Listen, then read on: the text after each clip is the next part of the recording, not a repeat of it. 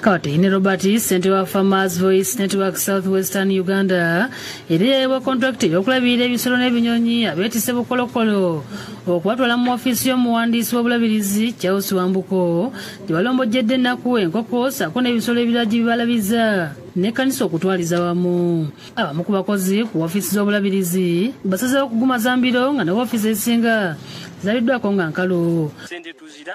Tunafuna bali tukosa bukose nga dusente ku diocese bekwekabwekweke ife bali tuyimesende ife tulina abaana baife betukolaki betusomesa tulina abazaire baife betwakiriziganya ne diocese byalema kyokka omuwandiisi w'obulabirizi naye abajuliza olukiiko olwakwasibwa pulojekiti eno ng'onaabanja bamulemereza obutakwata masimu buli lwamukubira.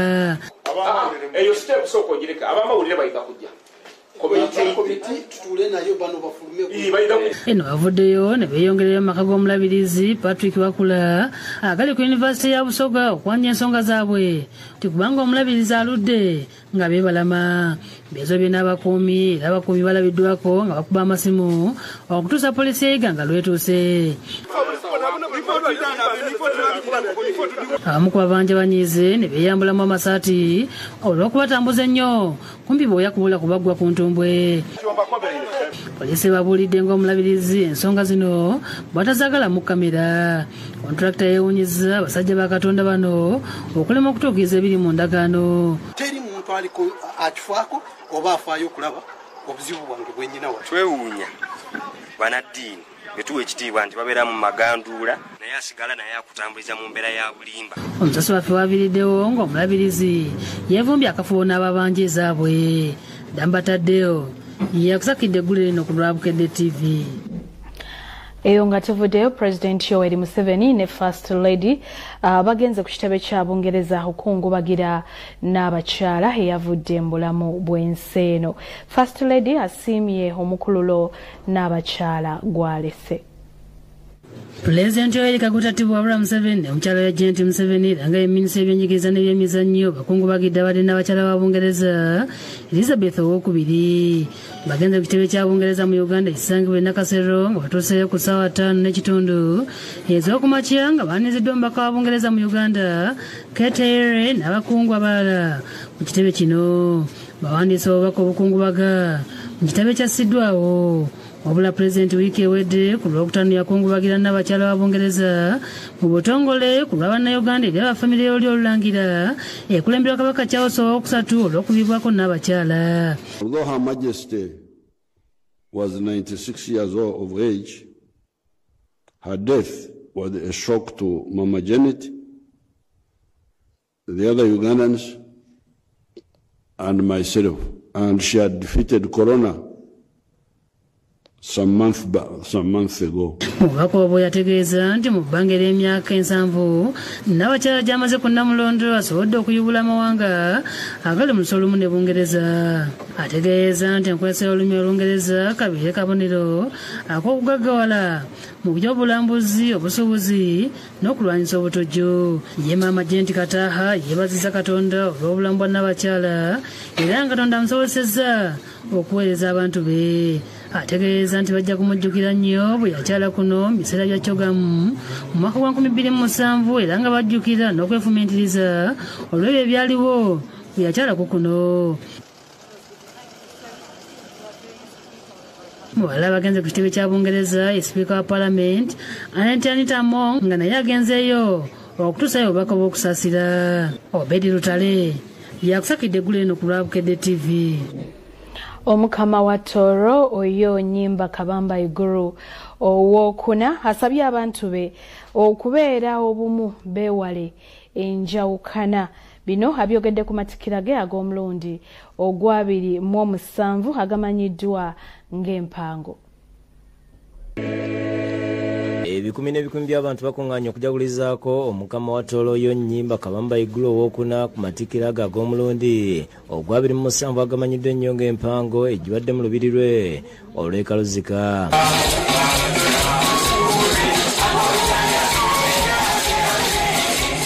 Emikolo gyetabyeko abantu okuva mu buli nsonda nga gitandise n'okusaba okulembeddwamu omulabirizi wa Lwenzoli Right Reverend Omulabirizi Kisembo n'omusumba w'essaza lya Fort Portal Robert Muhirwa.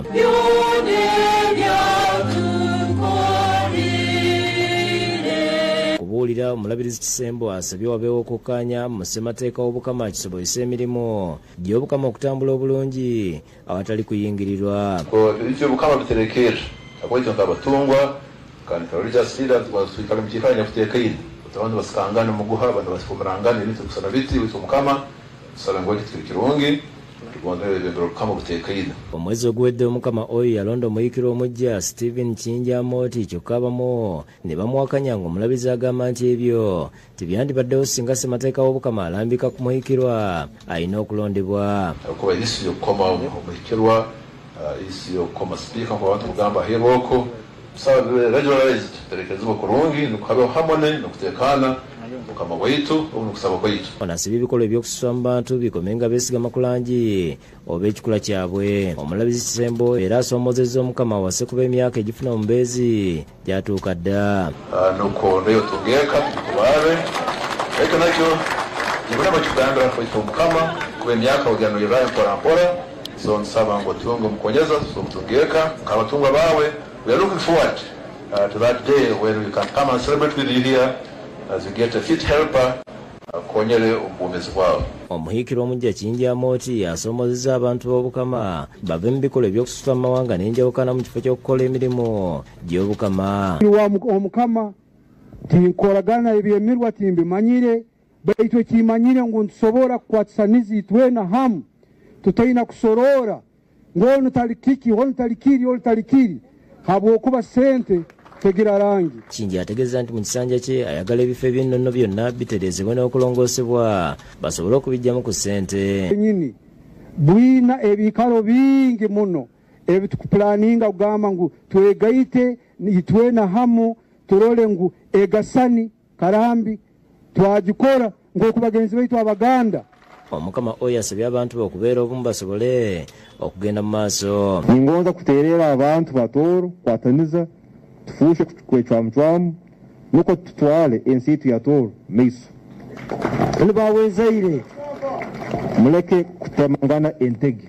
Abakuru mulina hano tutorozera abamagomborora abamasaza mugende mukwatagane n'aba LCs banyu turore ngu Uganda amashege tukakozeki tukabingire. Jonathan Singwire yakusakidde Gwino ku Lwabukedde TV. Webale nnyo munnaffe kyekitundu kyaffe ekisoose ekyagataliiko nfuufu tugenda kuwummulamu naye nga sinnaba nkulaga olupapula lw'oluganzi olwa Bukedde omufunira ku nnusu 10 zokka. Bukedde akulembeza eggulire erigamba nti kisusse abantu bayiise ng'omulambo bagutuusa mu kkanisa. Tuli ku mboozi eya Queen w'e Bungereza eyavudde mu bulamu bw'ensi eno. Kabaka Charles akaabye ebikwata ku lubiri gye yafiiridde. Bukedde byonna abikuleetedde. Bukedde akuleetedde n'embiranye ya Muteesa owookubiri ne Queen. Yali etya yalimu ki? Bukedde yebiina. Bukedde akuleetedde emboozi kubiri ekkinya tobisuubya ebiyambye Ukraine okufutiza Russia. Bukedde nabyo ebikuleetedde. Ku muko gwaffe ogwa Ssenga Bukedde agambye nti abafumba bakulanye mweze bujja okwewala okwawukana. Mulina kikola mutya? Gula olupapula ku nnusu 10 zokka n'ag'ebyemizannyo nga tegabuzeemu. Tuwummulamu katono tudde n'ekitundu kyaffe ekyokubiri ekyagataliiko nfuufu. Mulimu gano togasubwa. Linda ne bino mu gataliiko nfuufu. Kulisayo nnyo mu kuwummulamu okwo n'okwebaza akadde k'okyatuwadde ekitundu kyaffe ekyakubiri era katukitandike ne King Charles III ayogeddeko eri Paalamenti ya Bungereza omulundi ogusoose nga ye kabaka wa Bungereza omujja. Asabye ababaka buli kye bakola bakulembeze nnyo amateeka ng'abakuutidde okussaawo omuyungo wakati w'olulyo olulangira ne gavumenti.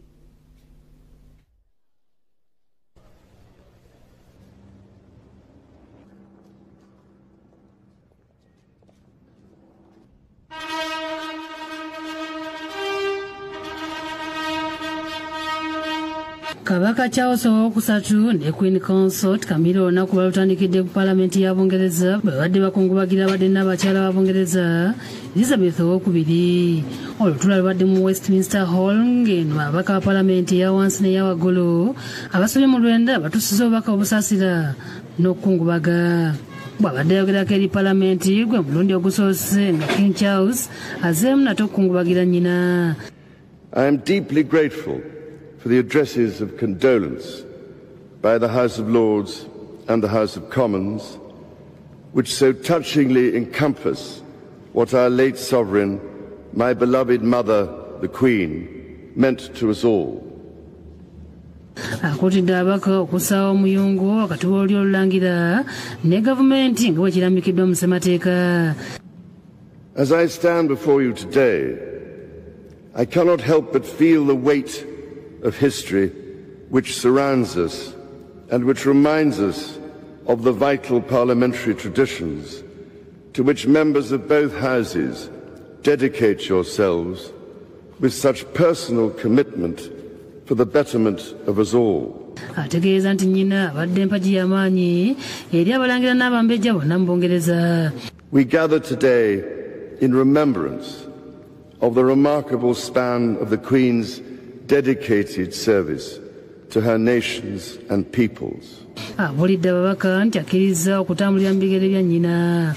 She set an example of selfless duty which, with God's help and your counsels, I am resolved faithfully to follow. Ena ababaka ab'enjawulo bazzeemu okuwa obweyamo eri Kabaka Charles owokusatu n'obwakabaka bwe. And to express to your Majesty our loyalty to you and our conviction that you will strive to uphold the liberties and to promote the happiness of the people in all your realms. Lindsay Owell nga ye Speaker wa Parliament ategeeza nti okufa kwa Queen libadde ddibu ddene nnyo nga kyenkana buli muntu mu nsi yonna amukwatako butereevu. Her humility and integrity commanded the respect and captured the imagination of peoples and nations across the globe. Bavudde wano bavuze okulinnya ennyonyi batutte mu kibuga Edinburgh okukungubagira n'okusabira nnyina. Basoose kumukwasa ekisumuluzo ky'ekibuga Edinburgh era nti kati yakivunaanyizibwako. Mu biseera eby'emisana omubiri gwa Nnabakyala gugiddwa mu lubiri lwa Holy Road Palace gye gwatwaliddwa eggulo ogutwala mu lutikko ya St. Giles okumusabira n'okusima ebyo byakoledde ensi ye.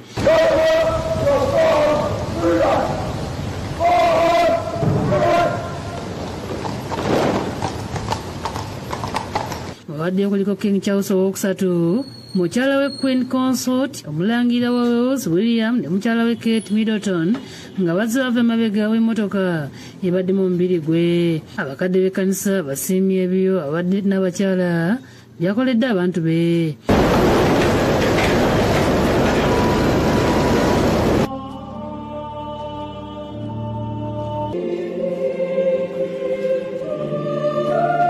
Present here are people whose lives were touched by the Queen in so many unforgettable ways.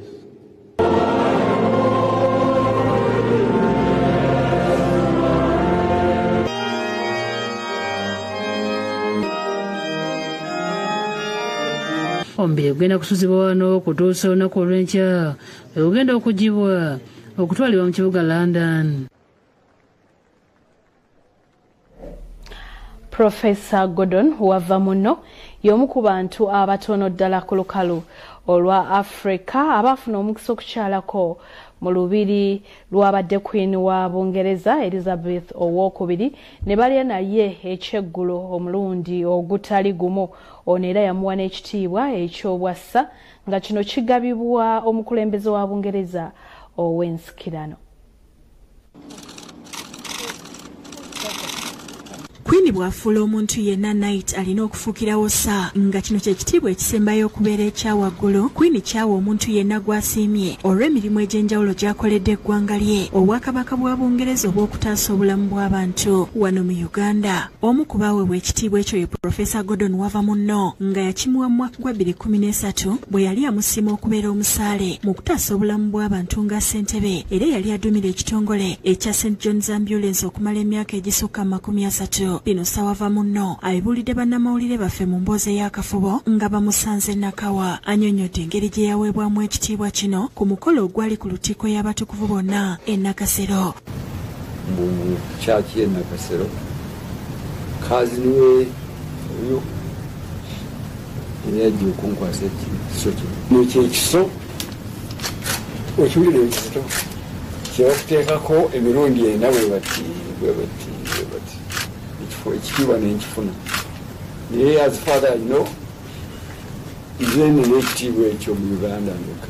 Alaze ebifaananyi omuli n'ekyambalo ekyamwambazibwa aliko n'ebimu ku birabo ebyamuweebwa Kwiini byatulaze. Anyumiza engeri gye yabeeramu e Bungereza nga yafuna n'omukisa okuliraanako eyali Ssaabaminisita wa Bungereza omukyala eyasookera ddala nga wano yali tannalondebwa mu kifo ekyo. Kati sajja bw'abeera mukwano gwaffe n'omukyala n'abaana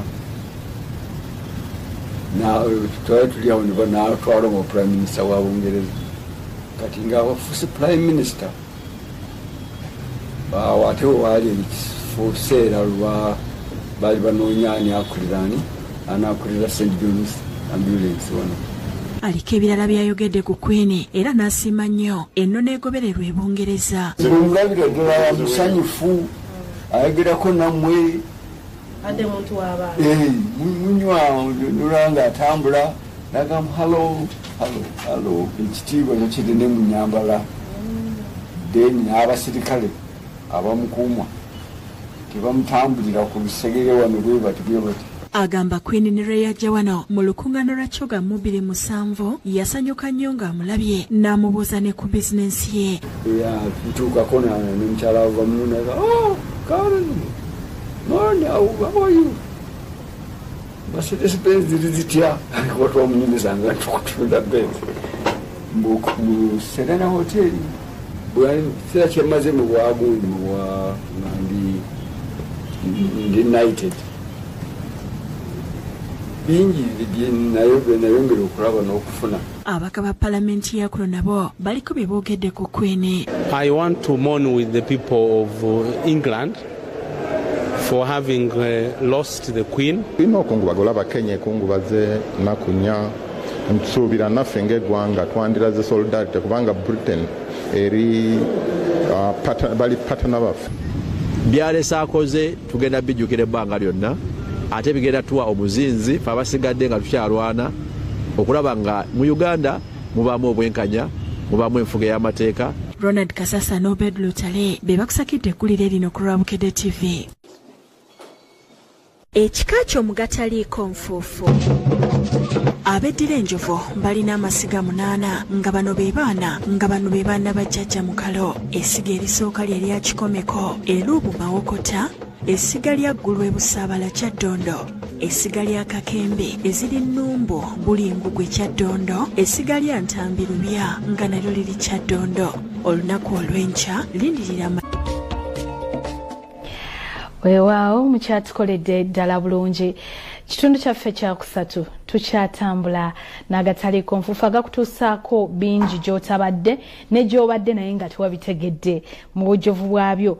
Ekitundu kino tukiguddewo ne poliisi ng'etegeeza nga bwegenda okuwa obukuumi obwetaagisa mu kivulu ekya nyegenyege ekinaabeerawo ku nkomerero ya wiiki eno ku biyiriro bya Itanda ejjinja. Poliisi esabye abawala abanaabeerayo okwegendereza bye banywa si kulwanga batuusibwako obuzibu.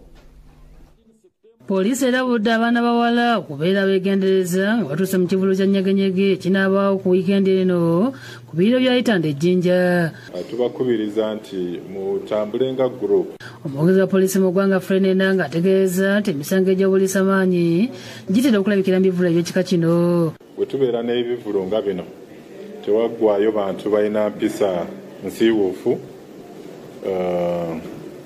era tusuubira nti mulimu abo abajja okwagala okukukusa ebiragalalagala okubba, mulimu abagenze nga bo baluubirira abawala n'abakazi, naye nga bino byonna tuli bweteefuteefu okulaba nti tubinyweza. Annyonnyodde nti obukuumi bunywezeddwa mu bifo bino olw'obungi bw'abantu abasuubirwayo, nalabula n'abantu okwewala okuzannyira amazzi g'omugakiira. Amazzi mu kiseera kino makambwe olw'okuba enkuba gy'eri amazzi geeyongedde. Ebitongole byaffe ebya Marines okuva mu poliisi ne UPDF bijja kubaayo, naye n'abategesi tubakubiriza okulaba nti abantu tebeesogga amazzi kubanga ga bulabe. Bibeereddewo nga wiiki eweddewo abaddewo okusika omuguwa ku ntujja eno wakati wa paalamenti ne gavumenti, nga sipiika Nitamu nga akalambira nti nyegenyege talina kubaayo. We are still in our position as legislature that we are not in for whatever is happening that one there. Kyokka Saaminsa Robina Nabbanja ategeeza nti ekivulu kino kyakubaayo nga bagoberera emitendera egyetaagisa gitaweebuula. Naye ne tuteekawo enkola egenda okugobererwa. Enteekateeka z'ekivulu kino zigenda mu maaso nga n'amakubo agenda eyitanda wama agenda mu maaso n'okulongoosebwa. Abantu ab'enjawulo batandise okugenda mu kifo kino okulaba engeri enteekateeka gye zitambulamu nga muno mulimu n'abazungu. Abantu mu kitundu ekyo era basanyufu nga bagamba nti nyegenyege etandise dda okuvaamu ebibala. Betwogerera eitanda bubugo awonawona gazira abantu bapangisa amayumba gaibwe, bapangisa amataka gaibwe, enaku dinedi kujja okubaawo ina abantu bafunye ssente. Embuzi ey'emitwalo 10 tugitunda emitwalo ago 3, enkoko ey'omutwalo tugitunda emitwalo egyo 4. Kino kituyamba ku kibalikola n'enguudo ko tuyinza okubisa enaana daife endagi daife. N'abakungu okuva mu Bwakyabazinga batuuseeko eyitanda nga benyigidde butereevu mu nteekateeka ezigenda mu maaso. Bakulembeddwa minisita w'obulambuzi mu Bwakyabazinga Helen Namutamba nga bategeeza nga bawagira nyegenyege bwe bagamba nti aleeta enkulaakulana ebusoga. Abayida mu nnooni abazungu bava mu nsi ed'okuliya US, UK, Canada, mu Europe yona mu nsi edo Scandinavian countries yona they are confirmed the above numbers are increasing bali above 80,000. Clinton Munaba akulira abalubira abateekeddwawo okuyamba ku bagenda mazzi naye aliko byayogedde. Water safety and to employees abaana abawerako ba divers abakuno ne ba Marines abagenda oku overseeing buli kimu. Derek Deberu akuliddemu enteekateeka za nyegenyege akanyiza ebyogerwa nti ekivulu kino kya buseego. We have the same morals as any good parents that would never allow this kind of incidents to happen here. Sulaiman Mutebi ne Ivan Lubega yakusakidde eggulire lino Bukadde TV. Omulamuzi Asuman Muwummuza wa kkooti ya Buganda Road aliko abasajja babiri balagidde ebyobugagga byabwe biboyebwe olw'okubulankanya ensimbi eza SACCO. Ensimbi obukadde 5 nga zino zaali za SACCO y'abasuubuzi b'Amawino ze zizaalidde abasajja babiri ebitukula. Omulamuzi Asuman Muwummuza wa kkooti ya Buganda Road bw'alagidde bawe ebyobugagga byabwe bitundibwe basobole okusasula abasuubuzi. Kino kididde omuwaabi Cynthia Patricia okutegeeza nga waliwo basajja bana abalala abalira ku nsiko oluvannyuma lw'okubulankanya ensimbi ezo zaali ziterekebwa mu Okukungubanya Group nga kigambibwa nti we zaawerawo abakulu bano ne bazeegabanya. Tegeerekese nti abasajja bano baali bagezaako okudduka ne bakwatibwa ne batandika okusasulako wabula abamu ku basuubuzi tebannafuna nsimbi oluvannyuma lw'okulemererwa obungi bwazo.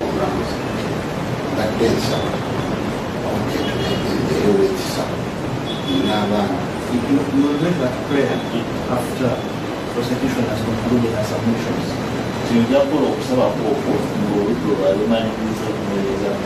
omulamuzi abaganya okweyimirirwa ne balagirwa okudda mu kkooti ng'ennaku z'omwezi 29 omwezi guno.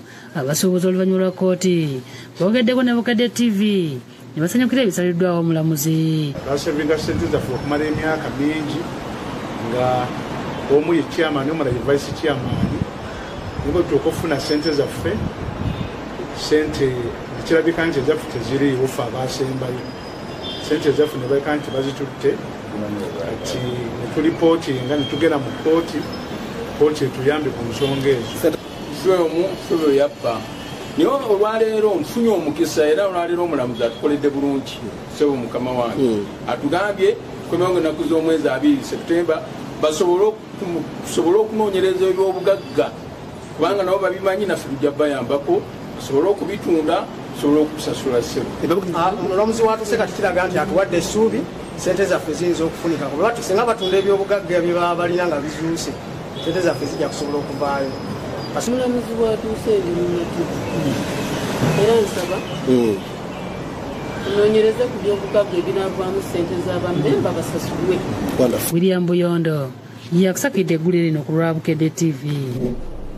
Minisita Ombezi w'eby'ettaka Sam Mayanja ayingidde mu nkaayana z'ettaka wakati wa David Nsubuga n'Obwakabaka. Ettaka lino lisangibwa mu disitulikiti ey'Ekiboga nga kwe kuli n'ekitebe ekya Town Council. Ettaka erikaanirwa David Nsubuga n'Obwakabaka liwezaako obunene bwayiika 4 nga kwe kutudde n'ekitebe kya Town Council Ekiboga era nga Minisita Ombezi w'eby'ettaka Sam Mayanja atandikidde mu kulambuzi w'ettaka lino. Kitegere kisenge ettaka lino lyaweebwa Obwakabaka ng'ekirabo kya Ssaabasajja okuva eri Tteramu n'akulya kuzimbibweko eddwaliro kyokka oluvannyuma ate ebizimbe byasibwamu ekitebe kya Town Council. Abakulembeze nga bakulembeddwamu ssentebe wa disitulikiti Kalunda Wavamunno boogedde bye bamanyi ku ttaka erikaayanirwa. Tweyama gye muli ensonga namba emu yali yakutunda mirimu Ekiboga, ensonga namba 2 kulwanirira abantu ku nsonga z'ettaka. Naye nekituwemula nti omuntu asembudde gavumenti ku ttaka ate nga ku gavumenti kwoga nti ojja kubalwanirira akati gafunaba ekifuula n'engero ekifaanana. Abataka beewunyiza Nsubuga okwewaŋŋamya ku ttaka lino. Kituulamu okuva 2016 okutuuka mu 2021 tetwayogerako ku kigambo kyakukkaanyako na muntu nannyini ttaka lya wano. Tetwakyogerako wadde ate era nga ndabaako omulyoka wa mmeeya. Naye twewuunya okulaba nti waliwo omwana n'abantu abeeko bangi abantu mukwatibwa ku nsonyi ate abazadde mubuulidde ku baana. RDC Mariam Nalubega naye yeekokkodde enguzi esusse mu ggwanga ekiviiriddeko entalo z'ettaka okweyongera. Kwegamba obuyinza obwo n'ogamba nti gavumenti institution ebeewo banange kubanga bweweeyagaliza ng'omuntu. Era bulijjo tubategeeza nti kikafuuwe awulira nti alina amaanyi agenkana wagenda okujja ekifo kino akibambire kigendebwe. Ekyapa kyasazibwamu ne bakola fojjala empitirivu ne bakizaawo kati ndagidde kisazibwemu. Ettaka biwandiiko, ettaka bwannannyini, njagala okubakakasa ettaka lyange sitiisibwatiisibwa era mbasuubiza tewali na kimu kigenda kukolebwa.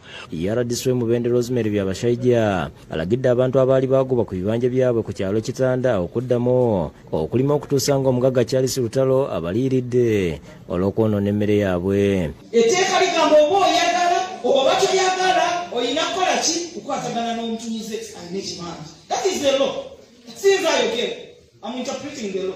Kino kiddidde ssentebe ggombolola omuli ettaka eryo Stephen ayimbisibwe okutegeeza RDC ng'omugagga ono katwalimira ku yiika ezisuba 500 nga n'ebyokulirira abantu byamuyita ku mutwe. Obulungi bwayo nti bwe twali tukola lisiti twajja ku ground mukulu Lutalo twatambula naawe ne bakansala n'abeerusiizi. Kyokka ayimbisibwe ategeeza nga ye bw'atamanyi bantu balina kuliyirirwa era RDC n'amulabula okuva mu buzannyi bw'alimu. Bimanyiiko ogyeko amaze okutya agenze okulaba ng'amaanyi g'abantu mu butuufu gamuyinze. Nga maama waffe RDC bwazze ate n'atusuubiza okulaba ng'ensonga zino agenda zikwata bulungi ayongere mu maaso okuteeka omugagga ono Lutalo ku nninga asobole okuba nga asasula ebintu byayonoona. Katumba Hasani ow'eby'ettaka ku poliisi Mubende alumiriza Lutalo nga bwe yali nabo mu kubala abantu abalina okuliyirirwa nga bwe yeegaana nga bw'atabamanyi kibeera kibi. Ekyo si kiwaayidde bannange tetwali ffena tetwatambula kibanja ku kibanja. Musa Kabogoza ne Giles Mugabi okusakidde Green ku Lwabukadde TV. Obw'abantu emmere yaabwe ente okuzirya yonna neeyonooneka.